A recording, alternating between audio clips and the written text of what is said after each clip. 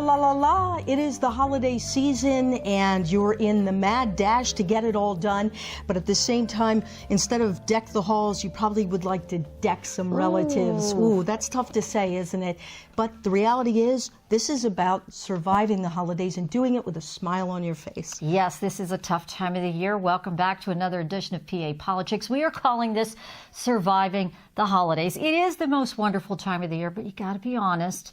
When you bring families into it, there's a family dynamic, and people don't always get along. And I don't know about you, but it stresses me out, and sometimes I just don't know how to handle things. It's tough. Well, you don't. Sometimes if it's close family, I'm talking about your siblings. Like if something really irritates me about one of my two brothers or my sister, I let them know, right? Because that's what families are for. You're honest with each other, sometimes brutally so.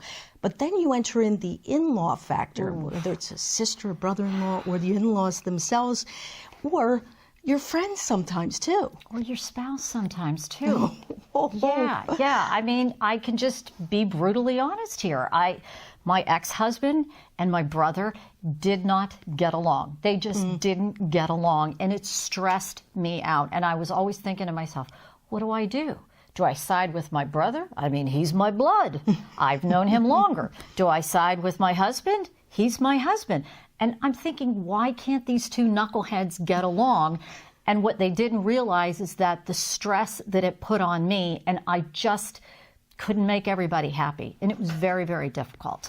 Well, my mother and my husband, God love them both, never got along very well, unfortunately. And certainly the holidays could amp up that feeling. I know certainly it did for my mother, who's now deceased, but she seemed to particularly get very stressed out at the holiday time. And my husband knew just the buttons to push sometimes. Shocking. Jay, I love you, but you know that's true.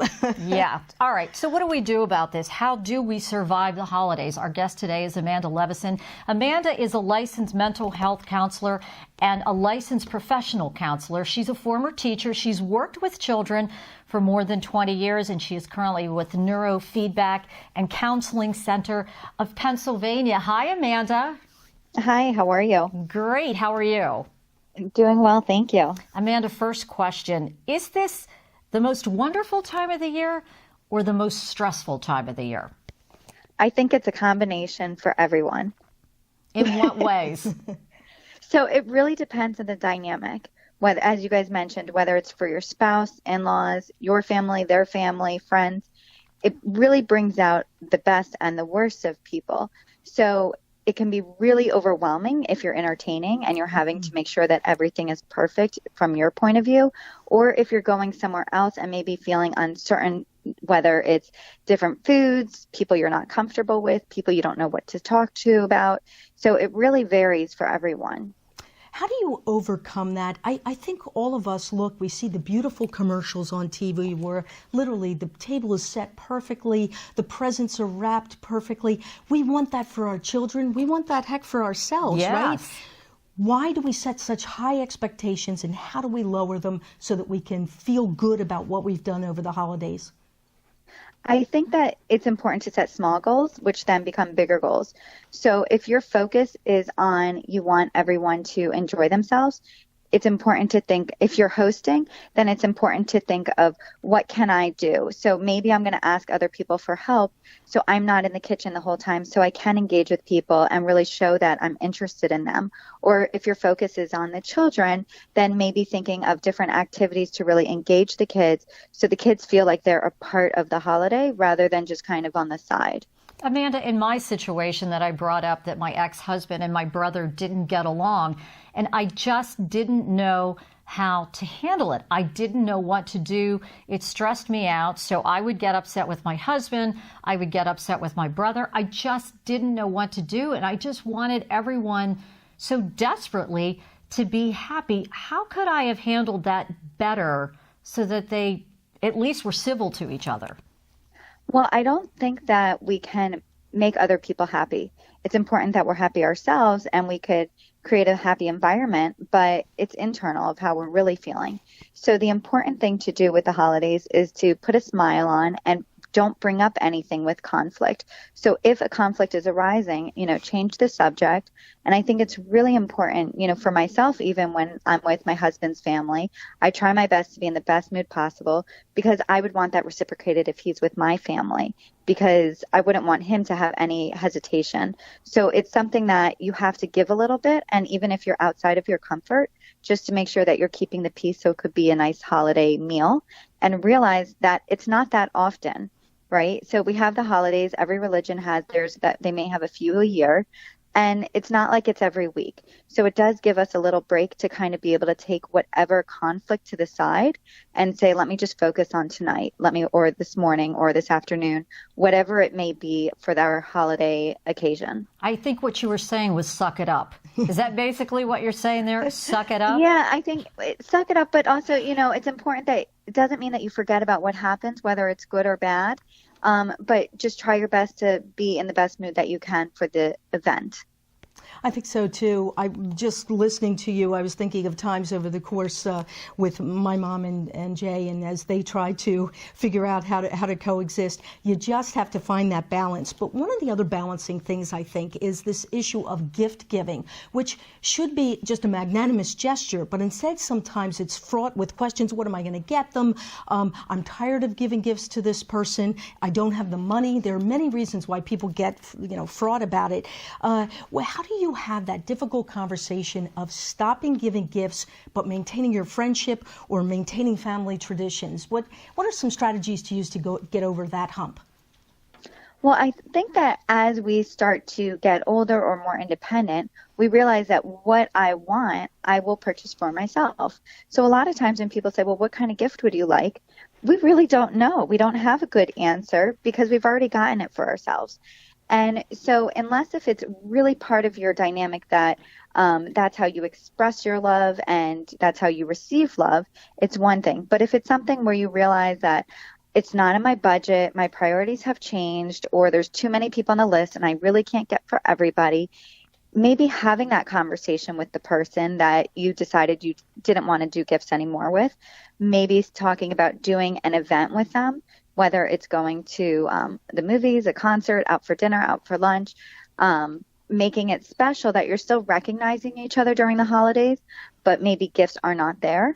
And then later on talk about how it, whether your priorities have changed or the people you're giving gifts to has changed, talk about it, be open with them. I think what worked for me, or in our situation, I was in a similar situation, and it wasn't even so much that I didn't want to buy gifts anymore. It's like we're at a point in our lives, if we need something, we buy it. And traveling, and I felt like I was coming home with a car full of stuff that I didn't even know what to do with. So what was actually refreshing and kind of ironic that while I was afraid to have that conversation, my other family members were feeling the exact same way. And you're afraid to bring it up. And when you do, they're like, oh, thank God. They were actually kind of relieved because they're like, yeah, you know what? The kids are older. We're older. Nobody really needs anything, but maybe just a small gesture. So we just decided to set a limit, $10, and we put all of the gifts into a circle and everybody picks something. And it's just a small gesture. And I was the first one to have that conversation, and I was petrified to have it, but then everybody was relieved instead of this expectation of going on, what am I going to get my nephew? What am I going to get my mother? What am I going to get my brother? And nobody really wants anything. I think that's true. And something you pointed out, Amanda, and this comes as your children mature too. I think my son, when he was about 20 years old, he said, I don't want anything. I really value experiences. And that's what I wanted to talk about too. The holidays really, to me, they're about children and that childlike wonder you had. Obviously, if you're of the Christian faith, it was this idea of Santa and the great things that, the magic of it. And certainly in the Jewish religion, in all different religions, they have something special about their holidays. How do you make sure that it stays centered on your children and sort of not your own selfish needs during the holiday season? I think that traditions are really important, and you instill them in your children even when they're very young. So by doing that in repetition, they know that this is what we do with our family. So for instance, there are some holidays that more religious people may take on where they don't give gifts as far as, clothing or toys or whatever it may be, and they give more religious figure gifts, whether it's a book or, something that they may need within their realm, within their religion to further their studies. And it is very interesting because even if it's songs and you continue that, your children know.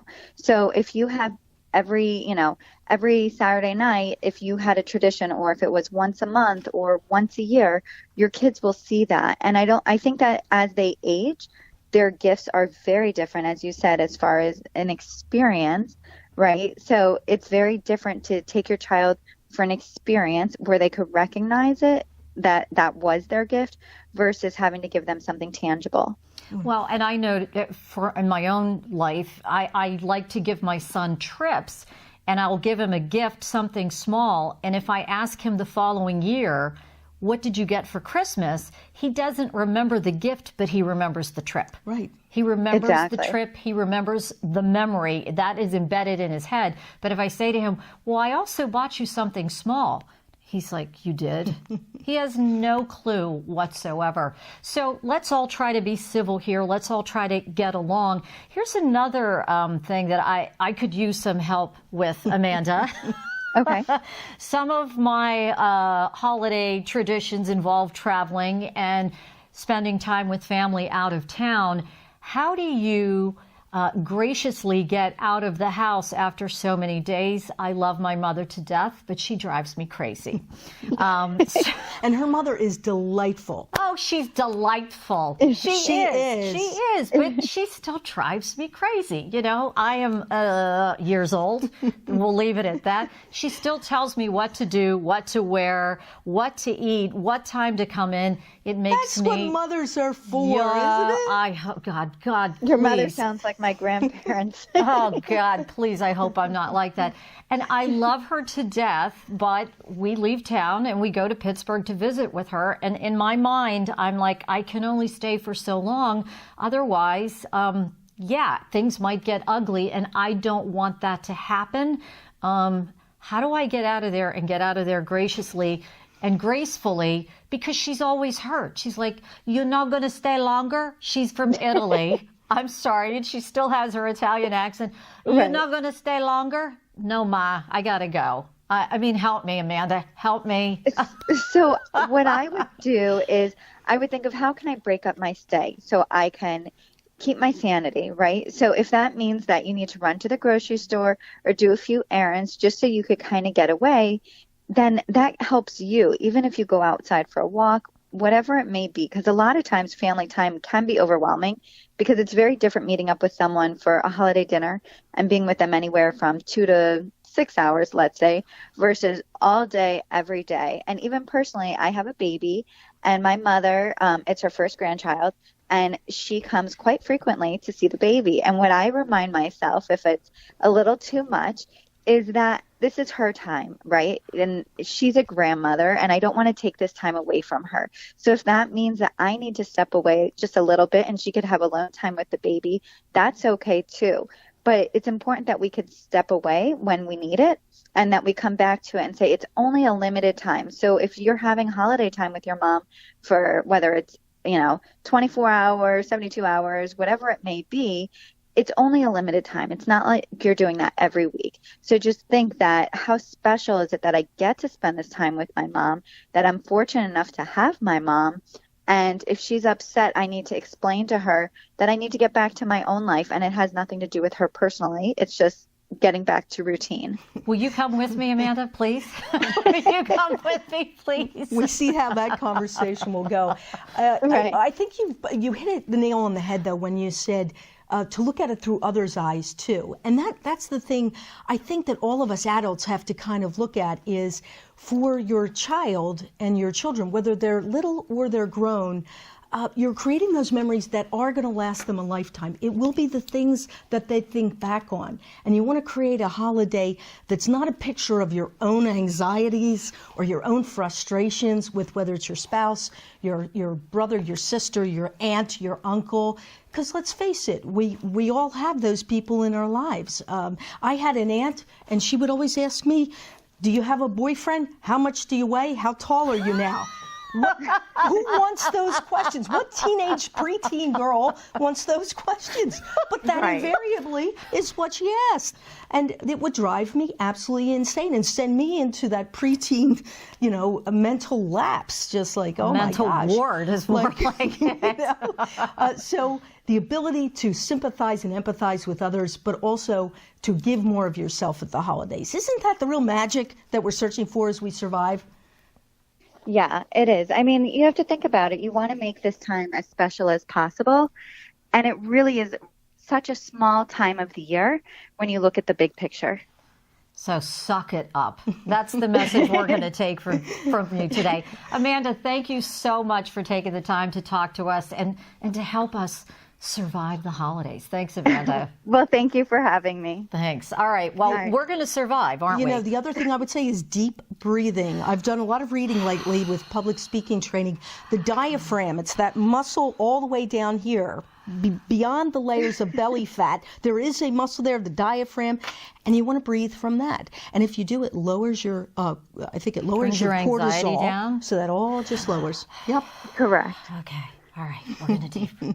Okay, I got this. All right. We can do it. All right, we're all going to survive the holidays, and happy holidays to all of you. We thank you all for listening, and again, we want to hear from you.